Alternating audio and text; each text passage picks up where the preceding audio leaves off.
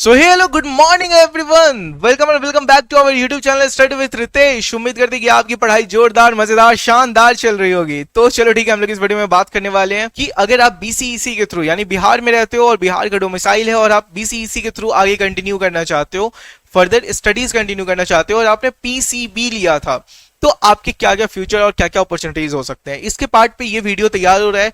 अब इसके जो डिटेल पार्ट है वो हमने पहले ही अपलोड कर चुका है, पहली वीडियो जा चुकी है।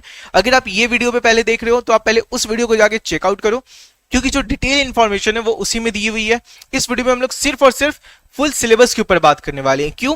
क्योंकि उस वीडियो में हमने सारी चीजों पे बात करा था और वीडियो लंबी हो रही थी, सिलेबस को हमने कट कर रखा था। तो इस वीडियो में हम लोग सिलेबस के ऊपर बात करेंगे। उसी वीडियो में आपका age limit, syllabus, total marks, क्या आपके कट ऑफ रहते हैं, लास्ट 5 ईयर के कट ऑफ ट्रेंड्स, इसके अलावा फिर आपकी अपॉर्चुनिटीज आपको क्या क्या मिलते हैं, आगे क्या क्या कोर्सेज में आप इनरोल हो सकते हो, इसके अलावा जो निगेटिव मार्किंग होता है वो सब है नहीं, एलिजिबिलिटी क्राइटेरिया क्या रहता है, इन सब पे हमने डिटेल में डिस्कस कर रखा है।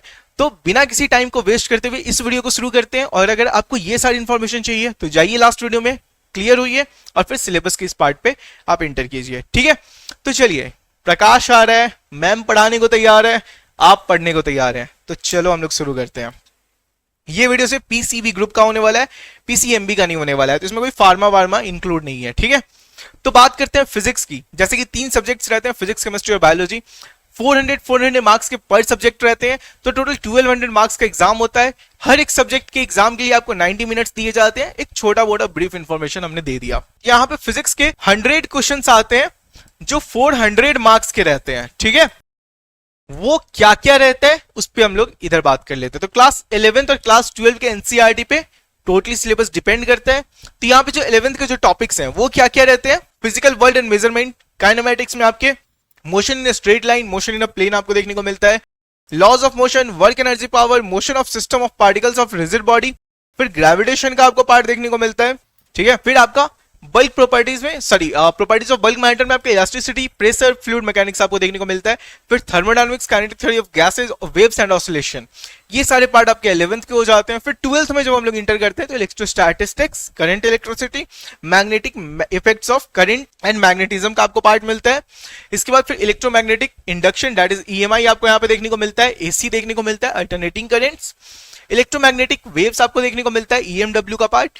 ऑप्टिक्स में आपको रे ऑप्टिक्स और वेव ऑप्टिक्स देखने को मिलता है, dual nature of matter and radiation देखने को मिलता है, atoms and nuclei, and then semiconductor, ये सब मॉडर्न फिजिक्स का पार्ट हो जाता है। ठीक है, फिर आपको सेमीकंडक्टर, इलेक्ट्रॉनिक्स के डिवाइसेस और उसके एप्लीकेशंस देखने को मिलते हैं, और फिर कम्युनिकेशन सिस्टम्स, ये आपके फिजिक्स का पार्ट हो गया। अब हम लोग आते हैं केमिस्ट्री में। केमिस्ट्री में 11th पार्ट में हम लोग देखते हैं, 11th का जो पार्ट रहता है, 11th की क्लास के जो सब्जेक्ट चैप्टर्स रहते हैं उस पर फोकस करते हैं।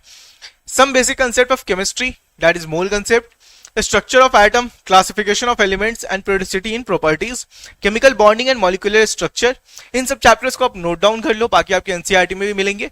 बाकी आप चाहो तो एक कॉपी में नोट डाउन कर लो ताकि ये आपके लिए आगे चल के बेनिफिशियल रहे। ठीक है, states of matter, that is gases and liquids, then thermodynamics, और फिर उसके बाद में आपका equilibrium, redox reaction, hydrogen, S block में आपको alkali and alkaline earth metal, then P block element, 13 and 14 group, organic chemistry में आपके basic principles and techniques, then hydrocarbons, फिर एनवायरमेंटल केमिस्ट्री के आपको पार्ट्स देखने को मिलते हैं। ठीक है, यहीं पे हम लोग आगे आते हैं सॉलिड स्टेट, क्लास 12 का जो पार्ट है उसमें हमारे सॉलिड स्टेट आते हैं, सॉल्यूशंस आते हैं, electrochemistry, chemical kinetics, surface chemistry, general principles and processes of isolation and elements के पार्ट आते हैं, पी ब्लॉक एलिमेंट्स आपको मिलते हैं, D and F block elements आपको यहाँ पे देखने को मिलते हैं। ठीक है, coordination compound, haloalkanes and haloarenes, alcohol, phenol and ether, and then aldehyde, ketone and carboxylic acid, फिर ऑर्गेनिक कंपाउंड्स कंटेनिंग नाइट्रोजन। ठीक है, अमाइन वाला पार्ट आता है।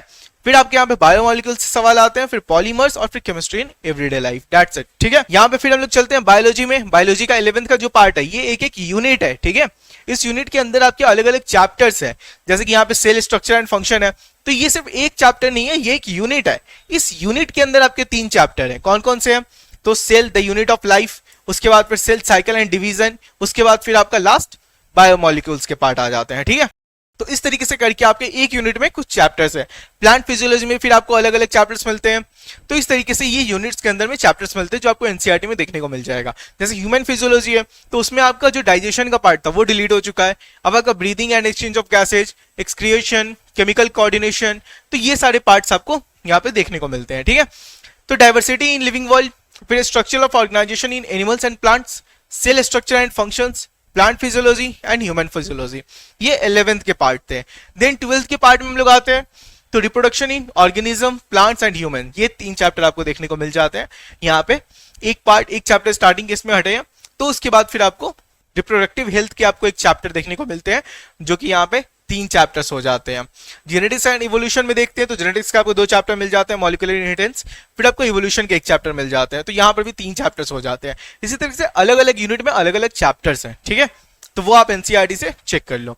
Biology and human health, human welfare में health, disease, microbes in human welfare, ये सारे chapters आपको देखने को मिलते हैं। बायोटेक्नोलॉजी में आपको फिर 2 चैप्टर मिल जाते हैं, ठीक है, और फिर इकोलॉजी एंड एनवायरनमेंट आपका एक यूनिट आ जाता है, ठीक है।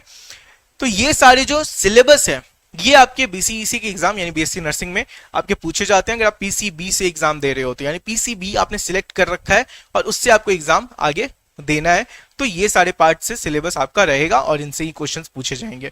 अब इसमें मैक्स टू मैक्स आपको क्वेश्चन प्रैक्टिस पे ध्यान देना है, और अगर आपके अभी भी डाउट्स हैं, आपकी क्लासेस अभी भी कंप्लीट नहीं हो पाए हैं, कुछ चैप्टर्स आपके बाकी रह गए हैं, तो आप ज्वाइन कर सकते हो यहाँ पे संकल्प बैच बीएससी नर्सिंग के लिए जो स्पेसिफिकली बनाया गया है, ठीक है।